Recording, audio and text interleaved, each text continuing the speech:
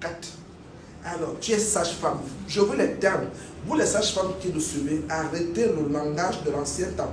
Vous êtes des sages-femmes, vous devez avoir le langage scientifique.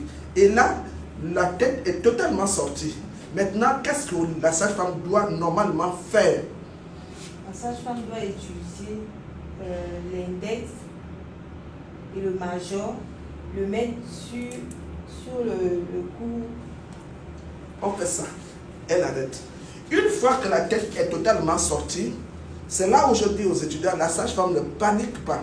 Elle regarde la restitution du menton. C'est l'orientation du menton qui va intéresser la sage-femme. Si le dos est à gauche, le menton va roter là, à 7 heures. Si le dos est à droite, le menton va roter à 5 heures. Admettons que le dos soit à gauche, là, le dos est à gauche.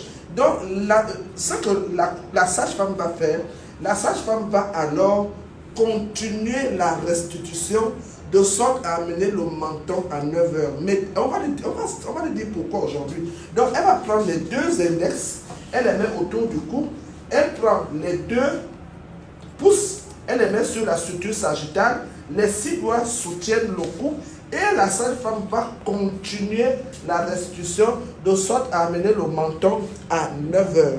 Et vous savez pourquoi? Parce que lorsque la sage-femme amène le menton à 9 heures, ça permet à l'épaule antérieure de se fixer sous la cervix pubienne et l'accouchement des épaules commence. Les 3 accouchements sont interdépendants. L'accouchement de la tête est terminé. Et là maintenant, là. Ici, qu'est-ce que la sage-femme fait? Maintenant, tu es à cette étape-là. Qu'est-ce que la sage-femme fait? Dites ce que vous allez faire maintenant. Et est-ce que tu sais que le fait que tu aies amené la nuque de ce côté, le menton à 9 heures, tu as amené la nuque à 3 heures. Ça te permet d'avoir la nuque sur le même plan du dos. Tu le sais. Parce que si tu le fais dans le sens inverse, qu'est-ce que tu risques? Qu'est-ce qu'elle risque? Non, elle risque de créer à l'enfant une élongation du plexus brachial. Rappelez bien vous que la nuque et le dos sont maintenant dans le même plan, ce qui permet à l'épaule antérieure de se fixer sous la cervix pubienne. Si l'épaule antérieure ne se fixe pas sous la cervix pubienne, si la sage-femme tourne dans le sens inverse, ça va entraîner l'élongation du plexus brachial. Voilà pourquoi on vous dit, moi je l'ai dit au staff ce matin, au cours du travail, le plan du dos est vraiment quelque chose que vous devez toujours avoir.